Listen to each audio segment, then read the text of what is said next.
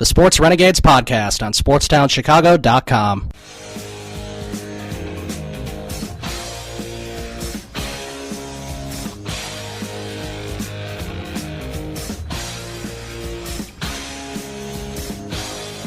All right, welcome back to the Sports Renegades here on SportsTownChicago.com. I'm Ryan Stuprich. And I'm Ryan Risky. We had a good baseball talk in the first hour, talking about the Cubs and Jake Arrieta, what the White Sox need to do to turn their season around, because you can't win the division in April and May, except you can definitely lose it then. And yes, after their free fall, that hopefully that James Shields trade can help turn them around, and then put them in a position that if they can make another move at the deadline because they're winning games. Yeah, I mean, that's obviously the hope for them. We just, I hope it all works out. I have a feeling, though, Kansas City and Cleveland, I think those are the two teams to beat. It might be Cleveland's year to make the postseason. Who knows? They haven't been to the playoffs since the one-game wild card in 2013, I think. Right, they got shut out 4-0 by the Tampa Bay Rays. Right. And that division's up for grabs between the top four teams, the Indians, Royals, White Sox, and Tigers. The Tigers probably more of a long shot between the four of them, except anything can happen. It's only 3 games separating the 4 teams. Yeah, that's for sure. All right, we're going to move on and talk about the NBA Finals. Last night, oh, man, I have to tell you, I turned it off. I was very upset. I mean, I went back to it, but I kept switching back and forth, and every time I went back to the game, it was worse and worse and worse. Just everything. It was just a blowout. It was, and there's nothing worse than an NBA Finals blowout. And the thing about that is that 33-point margin of victory is the largest ever in an NBA Finals game. Yeah, and that was 33 points. And then the Warriors also won Game 1 by 15 points. And the 48-point margin of victory in the first 2 games is the largest ever in the first 2 games of the NBA Finals. And Golden State's up 2-0.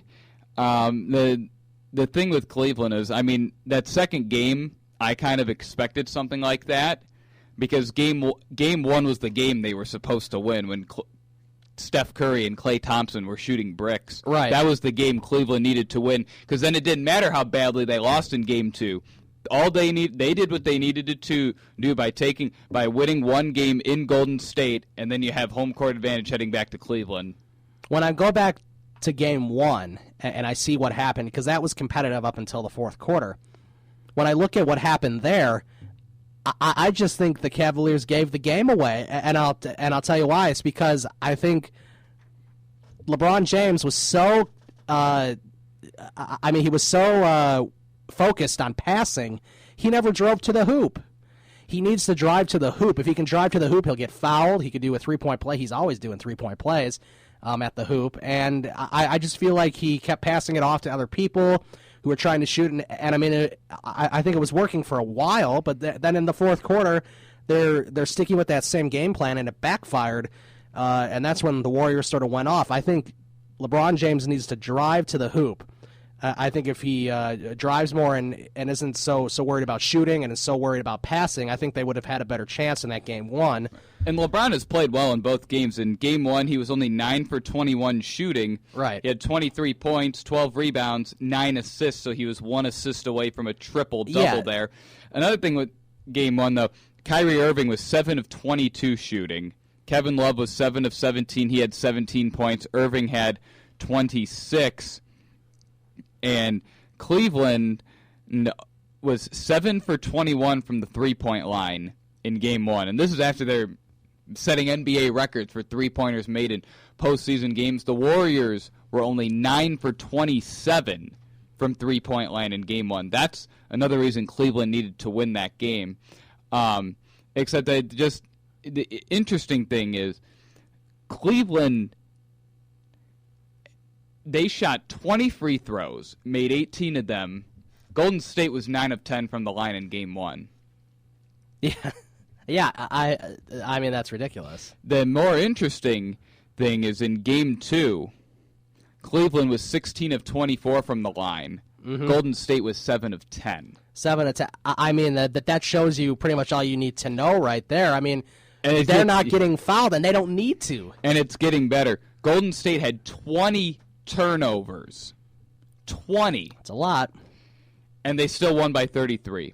Now, in that game, this is kind of more deciding stat. Cleveland was 5 of 23 from the three-point line. Oh. That's about just under 22% they were shooting from the three-point line. Yeah, that is awful. Golden State, meanwhile, was 15 of 33, which is about 45.5% from the three-point line. Right, and in Game 1, they were stopping the threes, especially from Steph. Game 1, they were 9 of 27. They just couldn't stop Sean Livingston, unfortunately.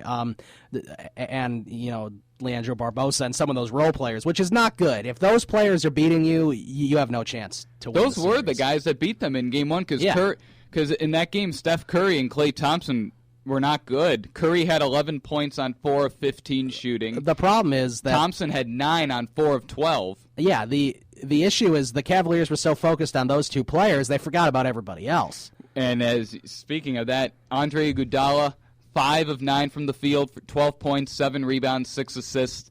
That's like that's almost as good as you can play coming off the bench. Right. Sean Livingston, 20 points in 26 minutes. 8 of 10 shooting, 4 rebounds, 3 assists. Yeah, I mean, he's scoring almost a point a minute. I mean, come on now. Leandro Barbosa in 11 minutes went 5 of 5 from the field and had 11 points. Right. So, I mean, it's just ridiculous. And I think last year the Cavs actually came back and won Game 2 in Golden State. They went back to Cleveland with a 1-1 series tie, if I'm not mistaken. That did happen, and then it was 2-2 heading back to Golden State in Game 5. Yeah, and this year... it's the Cavs are down 0-2 going to Cleveland. If they don't win both games in Cleveland, this is over. And this is over fast because Golden State's going to win Game 5 in Golden State, or they're going to win Game 4 in Cleveland if it's a sweep. Yeah, so that's the problem. Someone's got to step up for Cleveland. Well, I mean, who else can it be? It has to be LeBron James. He needs to drive to the hoop more. I swear, it was really making me mad, especially in that Game 1 when they still had a chance. He's not driving to the hoop. He's passing it off. He's shooting a contested three. He's giving it to Kevin Love. He's giving it to Kyrie Irving. And that's all fine, throughout the game. But it's like every time. And in the first half, he was driving to the hoop. And that was a very competitive first half. He was driving to the hoop. He was getting fouled. 3-point plays, a lot of them. And he, stole a lot of passes. He had a lot of open dunks and open layups. And everything just backfired in the second half. And they didn't get it back at all in this game, too. Right, I mean, that comes down to LeBron. He's got to make sure to take over those games late, and obviously there was nothing he could do in game 2 about that. Well, I agree with that. There was nothing he could do in Game 2. Mm-hmm. And I mean, another guy that's just been terrific. The guy who might be the MVP of the playoffs for the Warriors, Draymond Green. Yeah, I mean, because Curry missed quite a few games with that knee injury. Green's just been like a triple-double machine. In Game 1, he had 16 points, 11 rebounds, 7 assists, and he was 2 of 6 from the three-point line. So, I mean, he was great again. In Game 2, Green followed that up with an even just a stellar performance. He was 28 points on 11 of 20 shooting, 5 of 8 from the three-point line, 7 rebounds, 5 assists. So, I mean, and then Curry and Thompson both shot the ball much better, both of them going 4 of 8 from the three-point line and Curry finished with 18 points and Thompson with 17.